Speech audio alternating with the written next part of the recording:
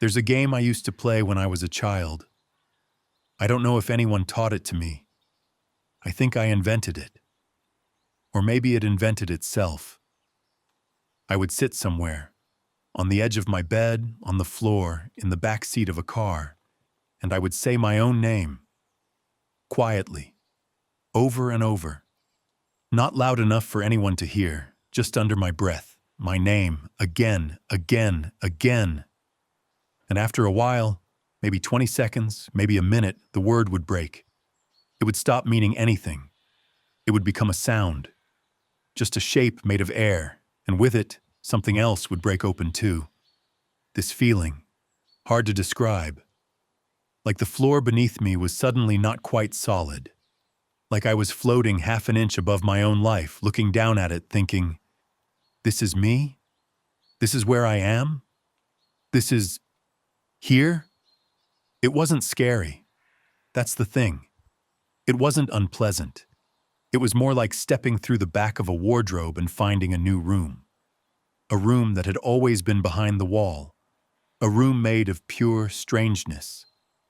And the strangeness wasn't in the world. The world didn't change. My bedroom was still my bedroom. My hands were still my hands. Everything was exactly where I'd left it. The strangeness was in the seeing.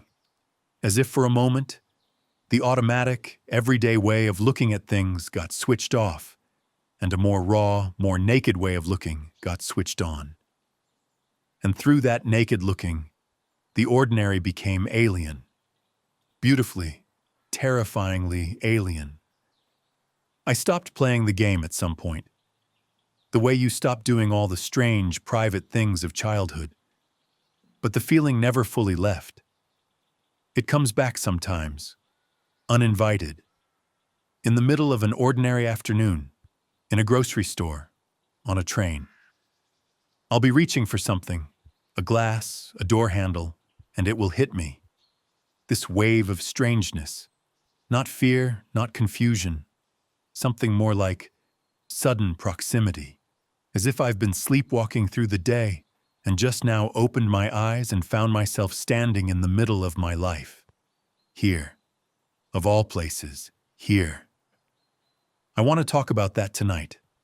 Not about consciousness exactly. Not about the mind. Just about this.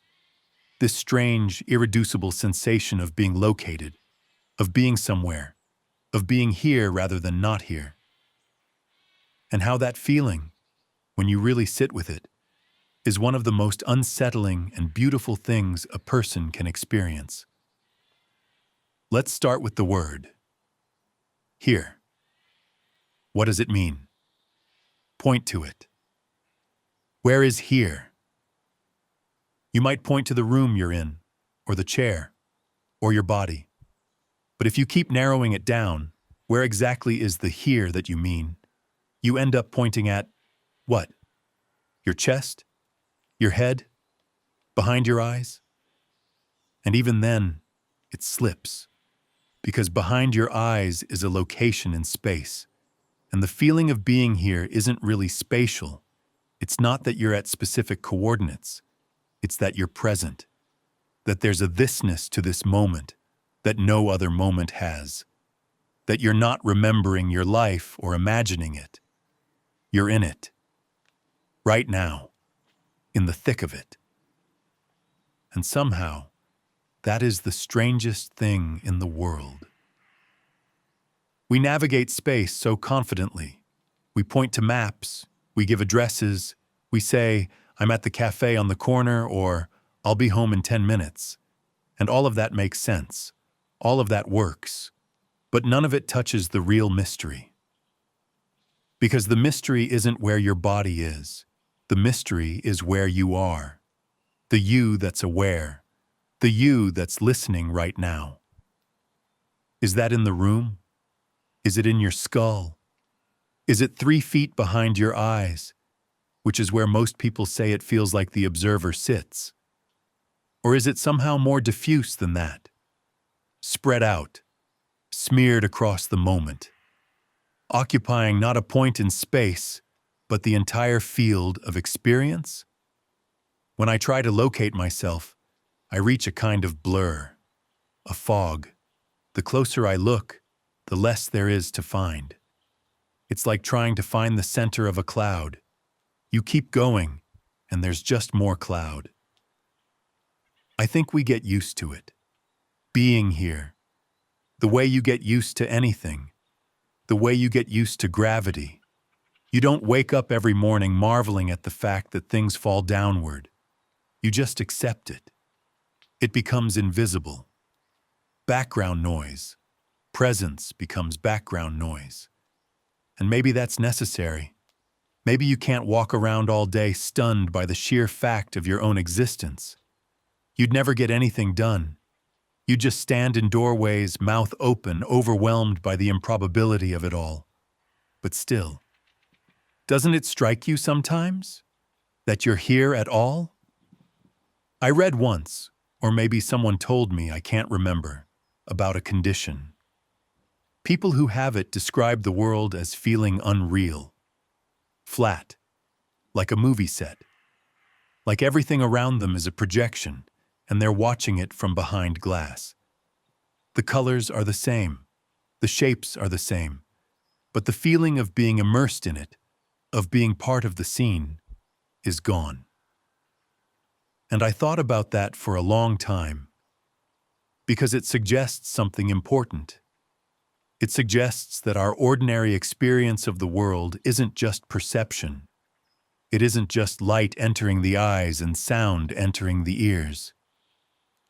There's something extra, a quality of realness, a sense of depth, of being embedded in the scene rather than observing it from a distance. And that quality, that depth, we never notice it until it's missing. Like oxygen. Like the weight of the atmosphere pressing on your skin right now, which you haven't thought about once today until I mentioned it. So what is that? What's the extra thing? What's the ingredient that makes the difference between watching a life and living one? I don't know. I keep saying that. In these conversations with myself, I don't know is the most frequent visitor. It arrives politely, takes a seat, and stays. But I have a feeling about it. And feelings, I'm learning, sometimes no more than thoughts. The feeling is that being here, really here, has something to do with contact, with touching and being touched by the world. Not just physically, experientially, as if reality isn't something you look at. It's something you press against, and it presses back. Think about a moment when you felt most alive, not happy necessarily, just alive. Undeniably, electrically here.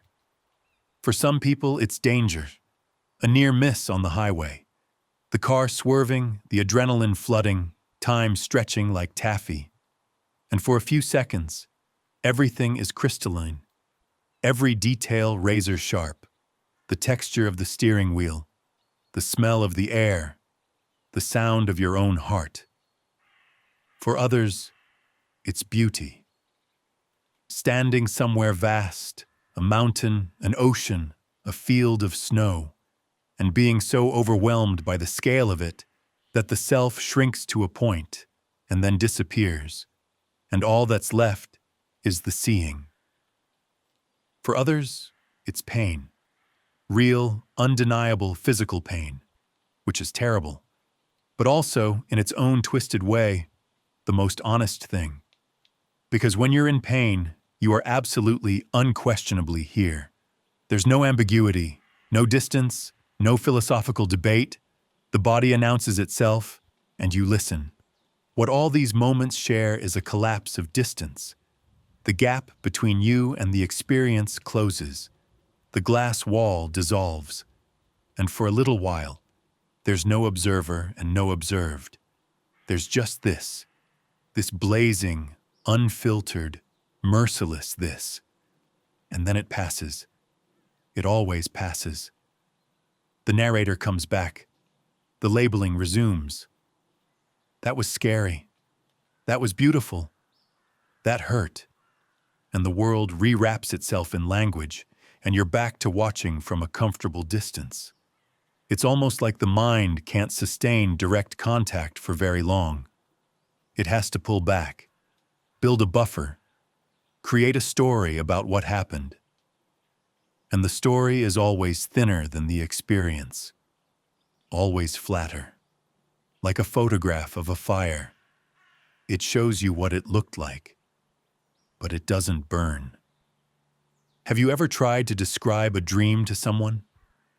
The dream was so vivid, so dense with meaning, so saturated with feeling, and then you try to put it into words and it just collapses, flattens, becomes a sequence of events that sound absurd or banal.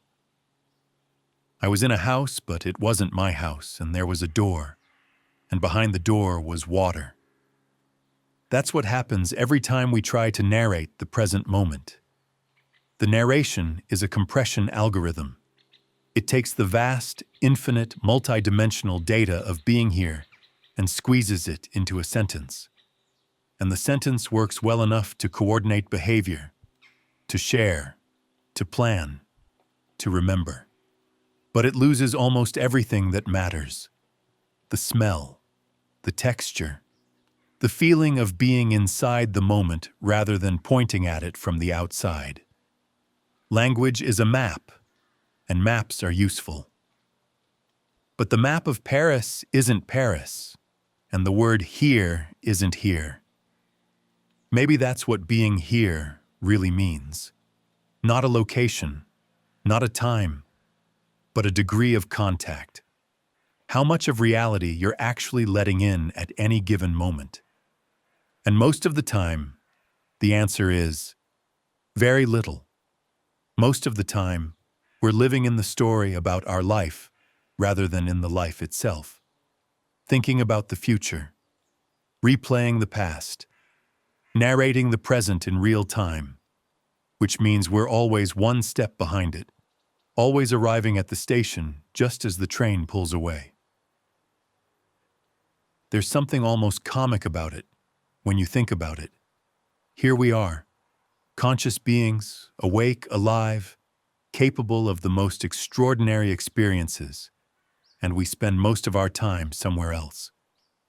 Planning dinner while the sunset burns, rehearsing arguments while the rain falls, building mental models of a world we're too busy modeling to actually see. We're here, but we're not here. We're here in body, absent in presence, and we call that normal.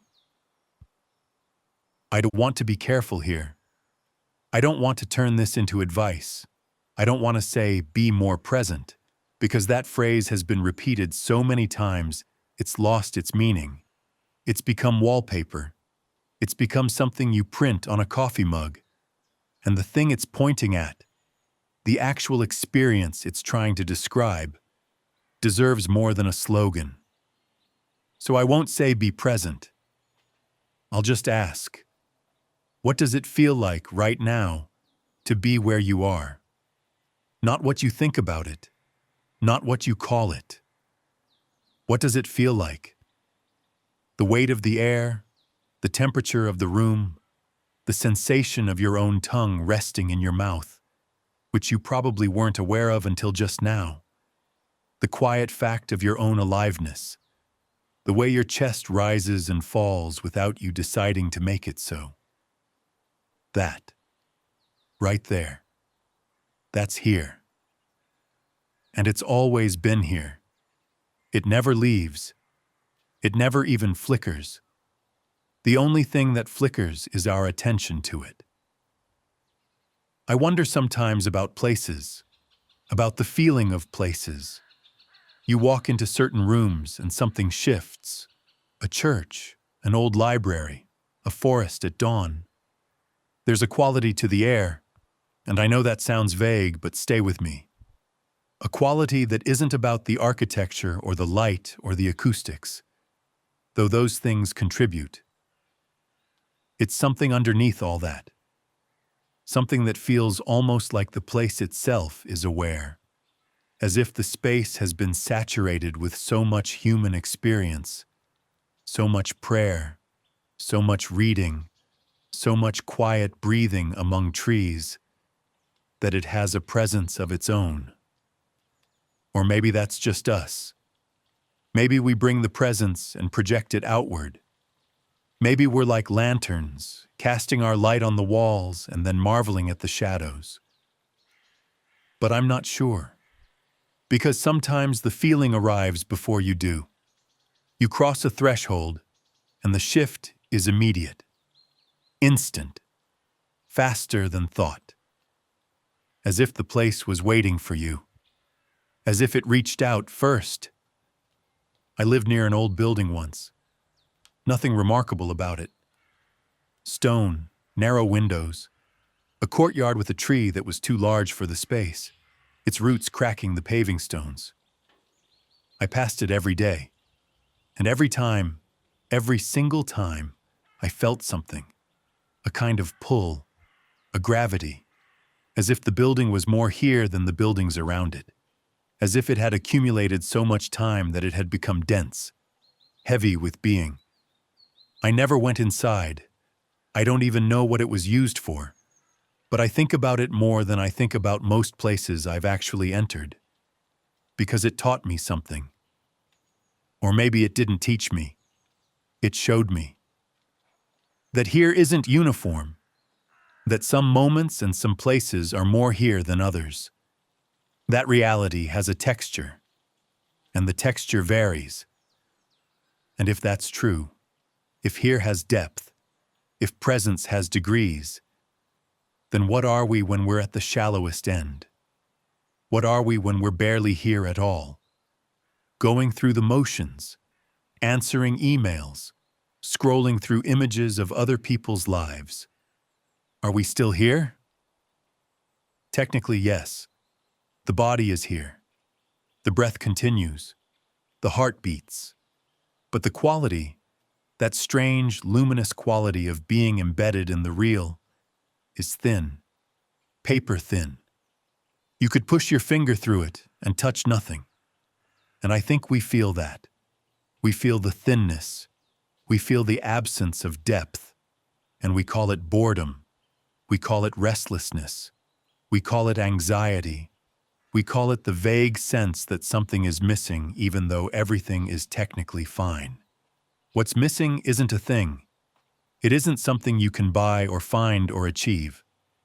What's missing is here. The fullness of here. The depth of here.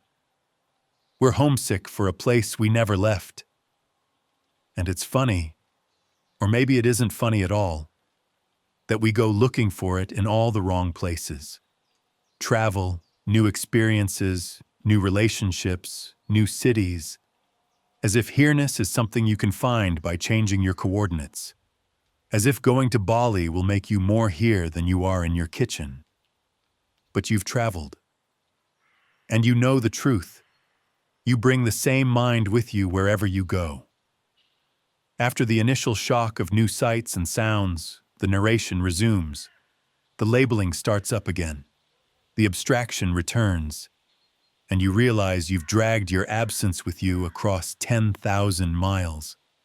You're in paradise, and you're still somewhere else. Because the distance isn't geographic, it's attentional. It's the gap between where you are and where your mind is. And that gap can be infinitely wide even in a small room. I keep coming back to the body. Because the body is always here. It's the one thing that can't be elsewhere. Your thoughts can be in the future. Your memories can be in the past. But your body, your animal, breathing, warm-blooded body, is always stubbornly in the present moment. It doesn't know any other address. Maybe that's why physical experience feels so real. Why a hot bath, a cold wind, a hand on your skin. Why these things cut through the noise in a way that thoughts never do. The body doesn't narrate. It doesn't abstract. It just receives. It's a pure instrument of here. And we spend most of our lives living from the neck up, in the attic, while the rest of the house sits empty. I'm going to say something now that I'm not sure about. But I want to say it anyway, because the not sureness feels important. What if here isn't just a place? What if it's a kind of consciousness, a mode of being? What if there's a spectrum, and on one end you have the full, thick, almost unbearable presence of those peak moments? The mountain, the near miss, the sudden beauty. And on the other end, you have the thin, gray, abstracted state we spend most of our time in. And what if the movement along that spectrum, the shift from thin to full, isn't about changing anything in the world? What if it's about changing something in the perceiving, like adjusting a lens? The scene doesn't change. The focus does. And suddenly, what was blurry becomes sharp. What was flat becomes deep. What was wallpaper becomes a forest. I notice it in small moments, usually when I'm not trying. That's the paradox. The more you try to be here, the less here you become. Because trying is a mental act. It creates a gap, an intention, a reaching toward. And here doesn't respond to reaching. It responds to stopping, to giving up the effort, to falling into what's already the case. Like how you can't force yourself to sleep. You can only create the conditions and then let go. And in the letting go, the thing arrives on its own. Presence is like that. It doesn't come when called. It comes when you stop calling. There's something about nighttime, about being awake when most of the world is asleep. The quality of here changes. Have you noticed? Late at night, the world becomes more intimate, smaller, closer, as if the darkness presses everything together and you can feel the walls of the room breathing. I think that's why I'm talking now, at this hour. Because the here of nighttime is different from the here of day. It's softer, less defended. The mind loosens its grip. The stories get quieter, and something else comes forward. Something that doesn't speak in sentences. Something that communicates in pressure, in temperature, in the weight of silence. That something is always here. But in the daylight, it's drowned out. The way stars are always in the sky, even at noon. You just can't see them. I think this is why people love rain, and fog, and overcast mornings, and late autumn. Not because they're sad, because they reduce the world. They strip away the excess. They lower the volume. And when the volume drops, you can hear the thing underneath. The quiet tone. The hum of being. Sunshine makes you do things. Rain gives you permission to just be. And in that being, here becomes vivid again. Tangible. Close. You can feel the edges of the moment. You can feel the weight of your own existence. Not as a burden, as a fact. A warm, undeniable, slightly bewildering fact. I think about old people sometimes. People near the end. People who know they don't have many moments of here left.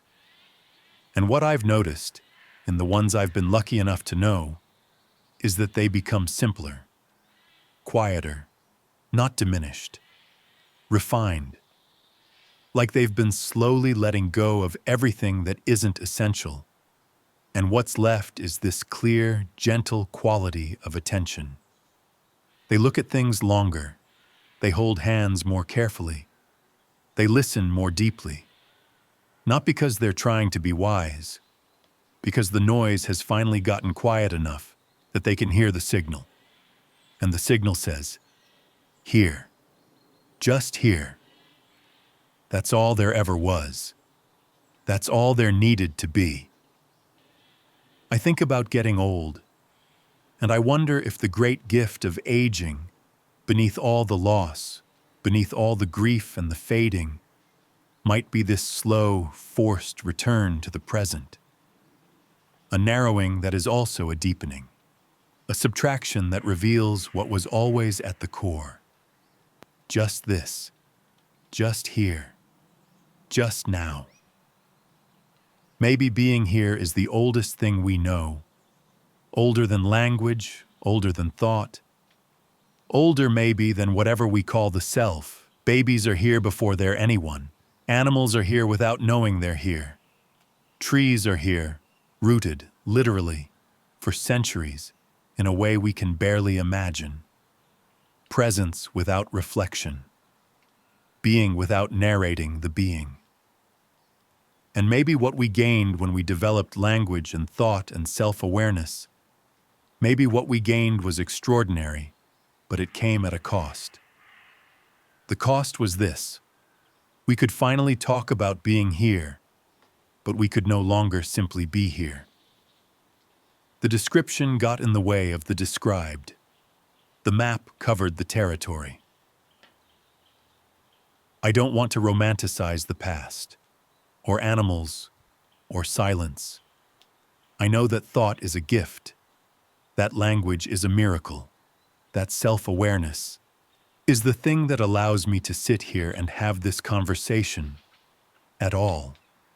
But I do wonder, in my quieter moments, whether there's a way back or not back, forward, through, whether there's a way to keep everything we've gained, the language, the complexity, the self, and still somehow recover the depth, the thickness of here, the directness of contact.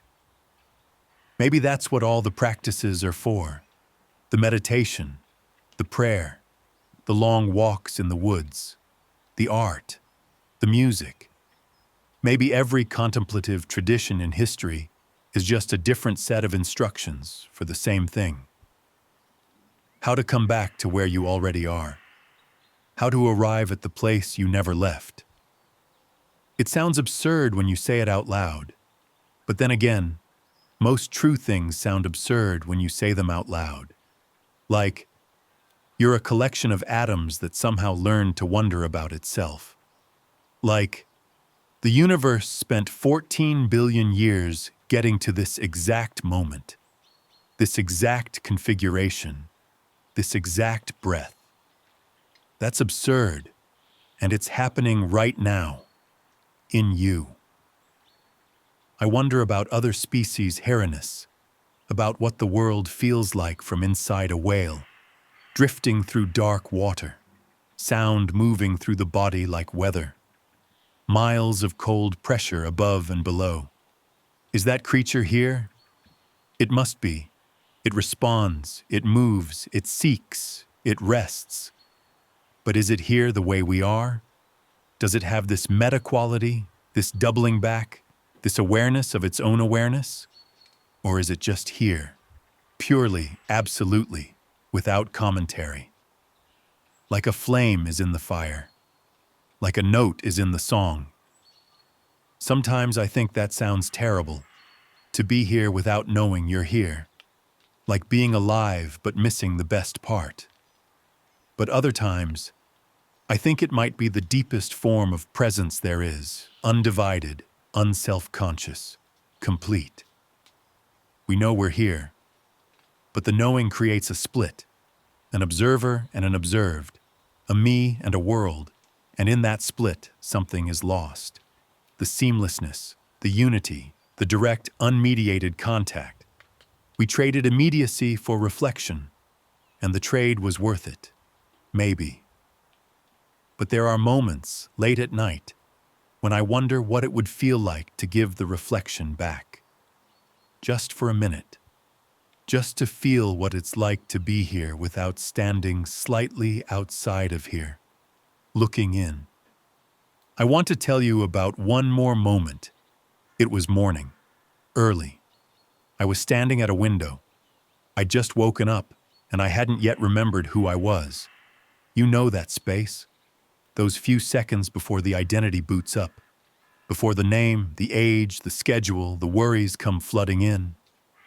In that window, the temporal window, not the glass one, I was no one. I was just awake, just present. And I looked out at the street below, and the street was wet from overnight rain, and the light was gray, and a single bird was sitting on a wire, and it was all so ordinary. So ordinary it almost shattered me. Because ordinary, it turns out, is not the opposite of extraordinary. Ordinary is extraordinary, seen from close enough. Ordinary is what happens when you stop filtering, when you let the world in without editing it first.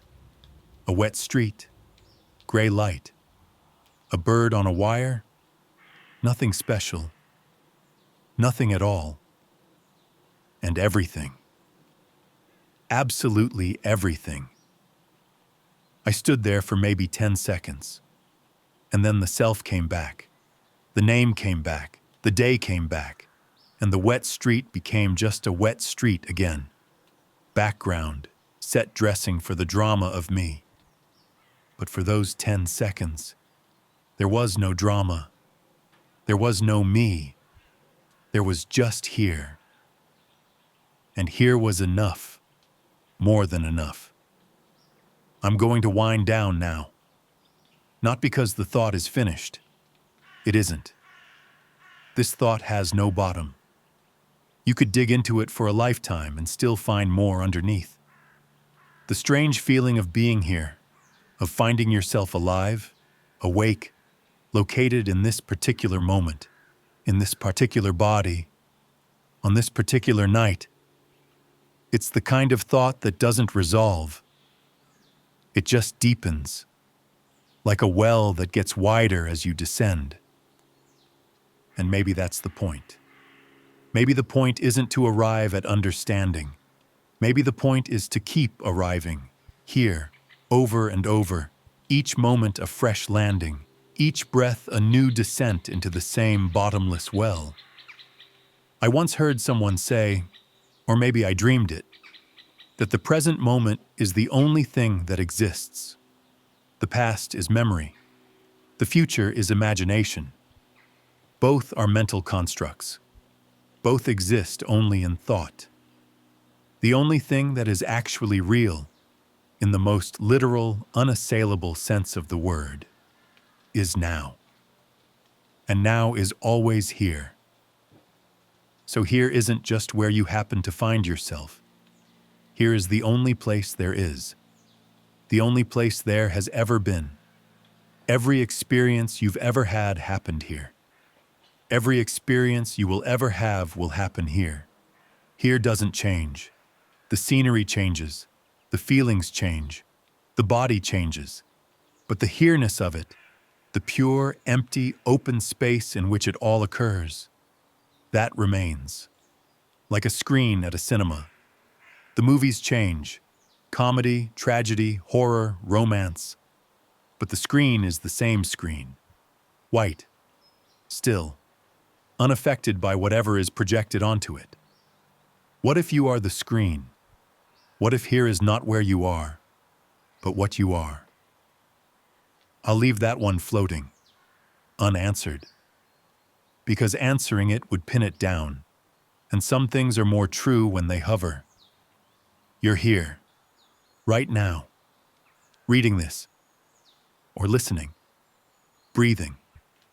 Your heart doing its ancient work. Your eyes moving across these words or your ears gathering them from the air. The world around you humming its quiet hum. The night or the day or whatever hour has found you doing its thing. You're here, and you don't know why. And you don't know how long, and you don't know what it means. And that's all right. That might even be the whole point. The not knowing. The just being, the strange, tender, impossible fact of finding yourself, of all the things you could be, here. Sit with it a moment longer, if you want. Don't try to understand it. Don't try to name it. Just notice how it feels to be, to be here, to be here and to know that you're here. And to feel, somewhere beneath the knowing, something that was here before the knowing began. Something patient, something warm, something that doesn't need you to figure it out.